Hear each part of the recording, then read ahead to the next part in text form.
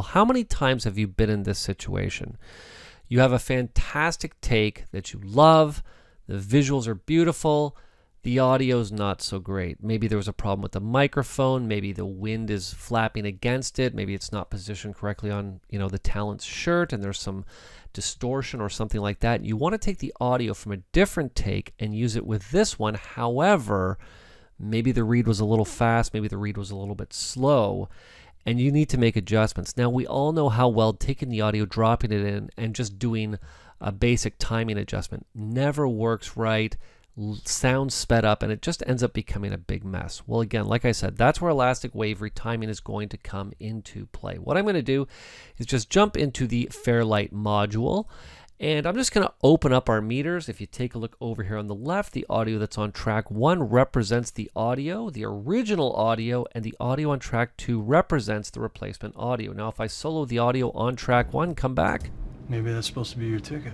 Looks pretty good. If I take a look at the audio on track 2, you'll notice it's pretty close off the top. Maybe that was supposed to be your ticket. But then it sort of falls out of whack as it goes. Now, what we're going to do, because we're only going to be dealing with the audio and looking at the audio waveform for right now, is I'm actually just going to hide the video. I don't want to see any of the video. What we want to do is just sort of get everything right back and centered. I'm going to stretch out the audio tracks for us to work with. All right.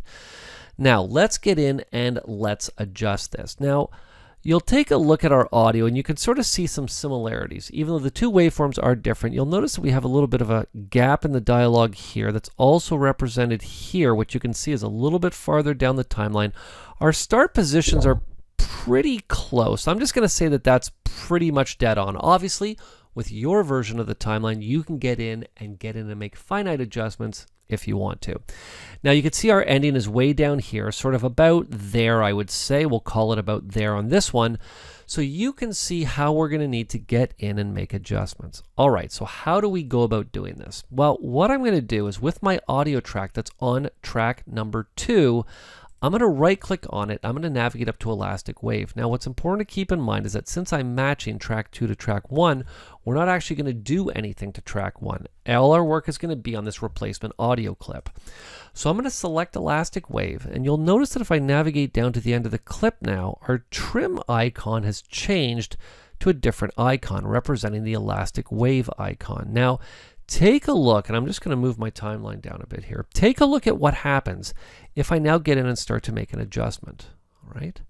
You can see the audio is now super sped up relative to the length of the clip and now slowed down again because I have stretched the clip down in elastic wave retiming mode. Now I'm just going to let go and just undo what I just did because I need to get in and set some boundaries to work with. Now, what do I mean by boundaries? Well, let me show you. What we're going to do is we're going to add a couple of keyframes. All right. Now I'm going to add a keyframe by simply holding Control on Windows, Command on the Mac, and I'm going to click about there, I think. All right. Now you'll notice a slight adjustment to the waveform, but that's okay. And I'm going to add the next one. Probably you'll see that probably about there. All right. What I have now just done is define the range that I want to work with. All right. Now, instead of adjusting the out point in elastic wave retiming mode, what I'm going to do is simply come to my keyframe and I'm going to start to drag it back. And what I want to do is I actually want to line that keyframe up roughly about there, I think. So I'm simply going to take it, we're going to drag it back like such. All right. Now at this point as well, we can also take the out point and bring it back here if we wanted to. All right. But I think we're actually in good shape here. So I'm going to now come back down and you'll see that our break point is almost where we want it to be. However, I really kind of want it to be there and it's not quite where I need it to be.